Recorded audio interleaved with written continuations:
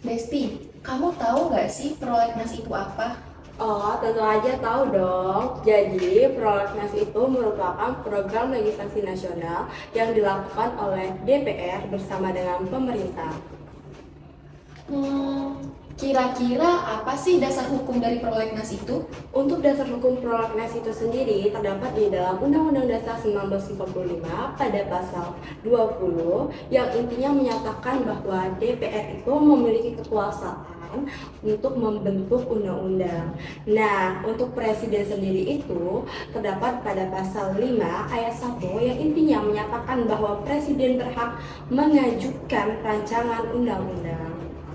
Oh gitu ya. Kira-kira dari dasar hukum yang tadi ada nggak sih dasar hukum yang lebih rinci tentang prolegnas ini? Nah, untuk dasar hukum yang lebih rinci sendiri itu diatur dalam Undang-Undang Nomor 12 Tahun 2011 tentang Peraturan Pembentuk Undang-Undang yang menjelaskan bahwa prolegnas merupakan instrumen perancangan pembentuk undang-undang. Oh begitu ya. Jadi prolegnas ini punya peran yang sangat penting dong.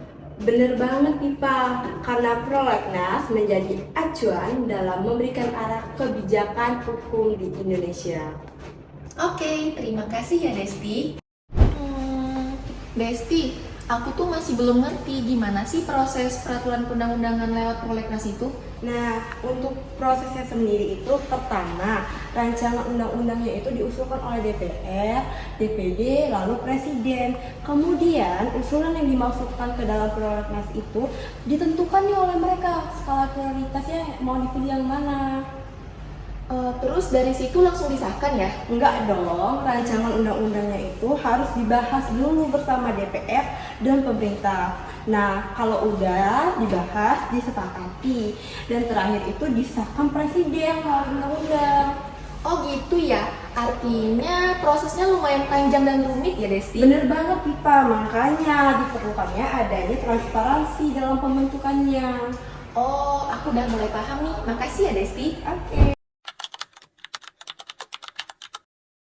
Di rapat hari ini kita akan membahas penentuan prioritas RUU di dalam prolegnas. Tapi kita tetap perlu mempercepat proses undang-undangnya, tetapi kita harus memperhatikan kualitasnya juga. Benar, kebutuhan hukum untuk saat ini sangat mendesak. Namun pimpinan partisipasi masyarakat tetap harus menjadi perhatian utama. Permisi Bu, kami perwakilan dari mahasiswa ingin menyampaikan pendapat kami. Boleh, silakan duduk di sini saja.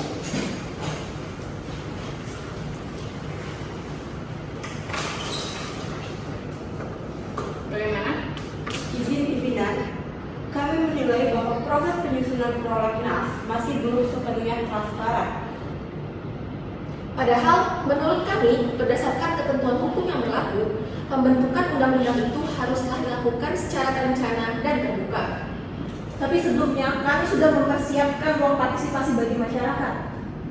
Namun, akses terhadap ruang tersebut masih belum nyata. Perlu dipahami bahwa proses legislasi memang memiliki kompleksitas tersendiri.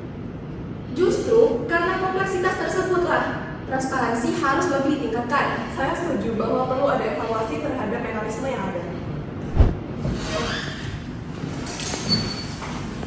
Selamat siang, Pak. Siang semuanya. Silakan Pak. Selamat duduk semuanya. Ini Pak untuk pencatatan notulensi tadi. Baik, mengenai pendapat kalian, saya telah mendengar tentang diskusi kalian tadi semuanya. Saya sangat mengapresiasi dari keberanian mahasiswa mengenai penyampaian aspirasi kalian, di mana prolegnas memang sudah seharusnya dijalankan sesuai dengan konstitusi dan peraturan perundang-undangan. Kami berharap prosesnya dapat lebih terbuka dan melibatkan masyarakat, Pak. Memang seharusnya, karena mengingat hal tersebut merupakan bagian dari prinsip demokrasi. Terima kasih atas aspirasinya. Kami akan menjadikan masukan ini sebagai bahan evaluasi ke depannya. Kami berharap ke depan proses pembentukan peraturan perundangan ini lebih transparan ya Pak ya. Serta melibatkan partisipasi masyarakat secara luas. Baik, dikarenakan hukum yang baik lahir dari partisipasi seluruh elemen masyarakat. Itu sekian dari hari ini. Terima kasih Pak. Sama-sama.